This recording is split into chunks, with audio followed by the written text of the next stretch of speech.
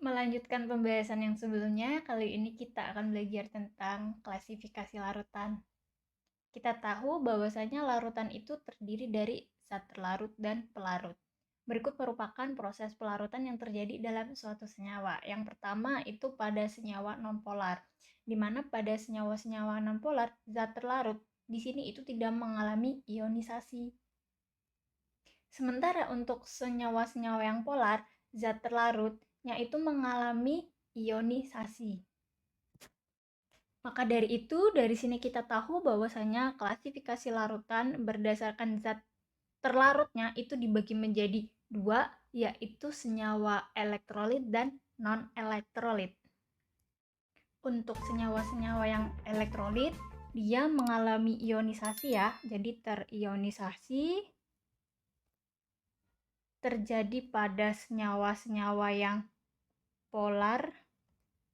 Dia biasanya itu mempunyai ikatan kovalen polar dan ionik.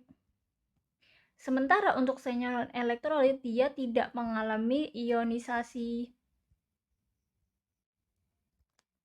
Biasanya terjadi pada senyawa-senyawa nonpolar yang memiliki ikatan kovalen nonpolar.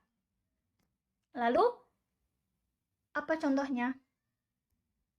Untuk senyawa elektrolit itu contohnya ada asam, basa, dan garam ya.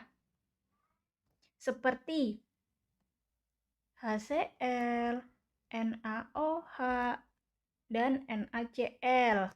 Sementara untuk non-elektrolit itu selain asam, basa, dan garam. Contohnya itu ada minyak, gula, urea, dan lain sebagainya. Sejauh ini sudah paham? Oke, kita lanjut ke pembahasan berikutnya ya. Nah, ternyata senyawa elektrolit itu masih dibagi dua lagi loh, yaitu senyawa elektrolit kuat dan senyawa elektrolit lemah. Di mana untuk senyawa elektrolit kuat dia itu terionisasi sempurna.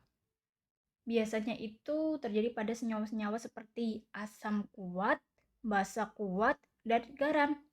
Sebagai contoh, ada senyawa HCl, NaOH, dan NaCl.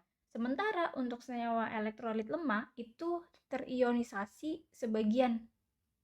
Biasanya terjadi pada senyawa-senyawa seperti asam lemah, basa lemah. Sebagai contoh yaitu CH3COOH.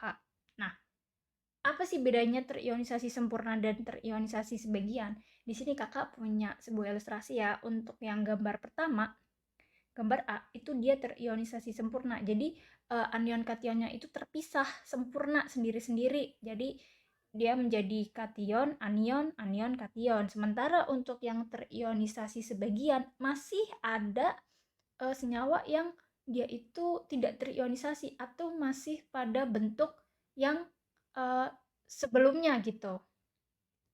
Kakak kasih contoh ya, misalkan kakak punya senyawa HCl. HCl di dalam air dia akan terionisasi menjadi H+ dan Cl-. Dia terionisasi sempurna ya. Berbeda ketika kakak melarutkan asam cuka CH3COOH ke dalam air. Memang nanti akan terionisasi menjadi CH3COO- dan H+. Tapi masih ada CH3COOH di dalam larutan yang tidak terionisasi. Jadi dari sini kita tahu bahwasannya untuk senyawa elektrolit kuat dia akan menghasilkan ion yang banyak karena semuanya terionisasi sempurna. Sementara untuk senyawa elektrolit lemah dia akan menghasilkan ion yang lebih sedikit. Sampai di sini paham ya?